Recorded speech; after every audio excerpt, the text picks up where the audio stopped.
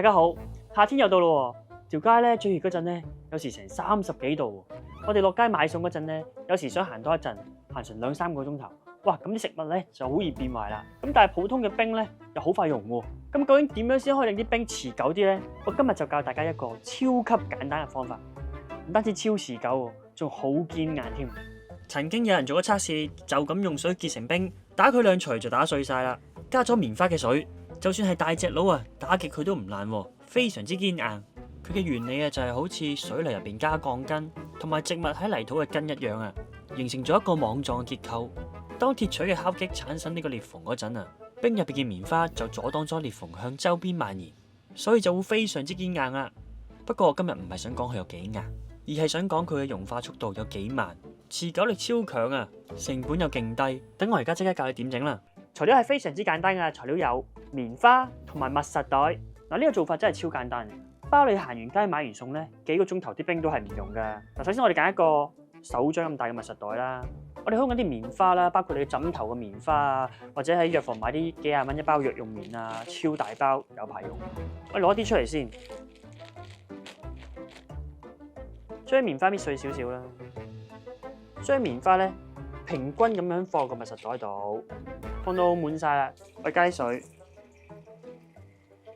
嗱，見到加水之後咧，佢會扁咗嘅，唔使驚。我哋再塞多少少棉花啦。嗱，裝滿水先，唔好裝到滿晒。嗱，將啲空氣咧完全釋放。我哋裝到80%滿到，因為咧佢結咗冰之後會膨脹，驚賺爆個袋。我自己就會慣性做2層保護嘅袋口入先嘅。嗱，為咗測試佢有幾持久咧，我哋入一個淨係水同埋比較一下先。個拉鏈拉實咗啊，佢仍然有機會漏水。咁所以點解要做2層保護咧？嗱，我哋將個袋口咧接一接佢先，因為佢漏水啊嘛。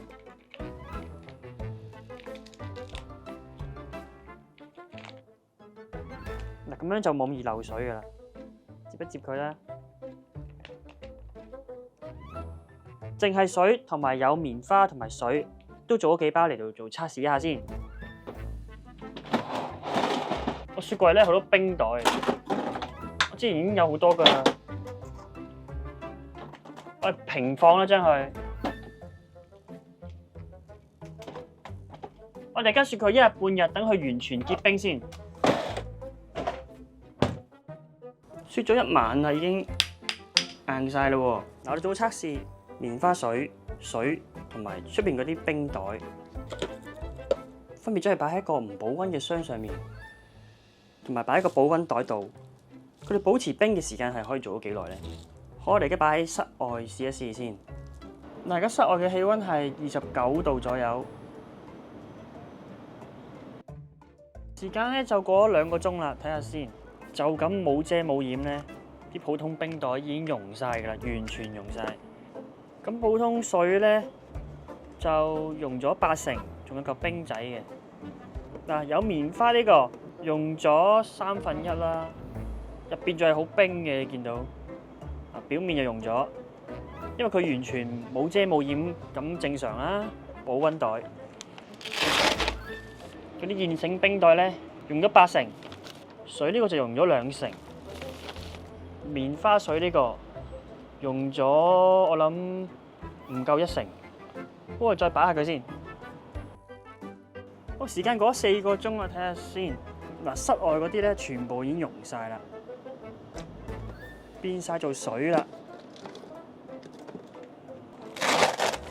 啲現成冰袋已經完全溶晒，軟賴賴啦。嗱，水嗰個咧就溶咗一半啊。棉花水用咗3成啦，我諗。嗱，普通水咧得返1成係冰嚟嘅啫。嗱，棉花呢個咧入邊啊，仍然都係冰嚟嘅，仍然有6成係冰嚟嘅。棉花入邊呢個入邊仲係硬嘅，繼續擺下佢先。好啦，已經過咗8個鐘頭啦，呢啲一早溶晒啦。好神奇地，佢入邊仲係冰嚟㗎，仲有3成都未溶啊！摸落去仲好凍啊！好，經過詳細嘅測試結果同埋分析啊，其實現成冰袋同埋冰咧都係原理一樣嘅啫，只不過因為現成嗰啲通常好細個，所以溶得特別快。如果現成冰袋同普通冰一樣咁大咧，其實差唔多佢哋嘅時間。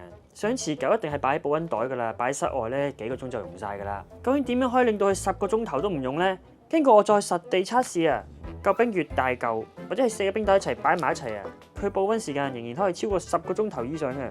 手掌咁大個方便拎啊嘛，帶多幾個都方便嘅，唔使整咁大嚿嘅。最主要一定要擺喺保溫袋入邊啊！希望呢條影片幫到大家啦。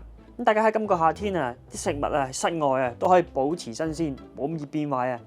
中意呢條影片嘅朋友咧，記得俾個讚好、分享同埋訂閱啦！我哋下條影片再見，拜拜。